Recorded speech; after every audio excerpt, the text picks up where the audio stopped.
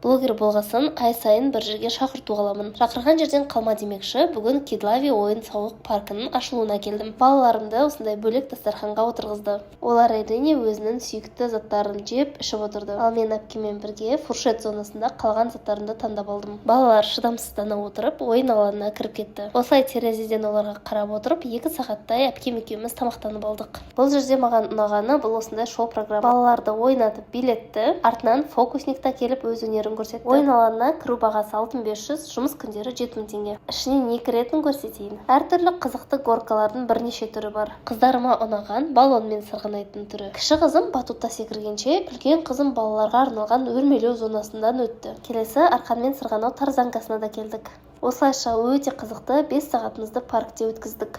Мен үшін балаларымның мәз болып қуанғаны өте маңызды. Ал бұндай жерлер дамуына жақсы әсер етеді. Кедлави мекен-жайы мегапарк.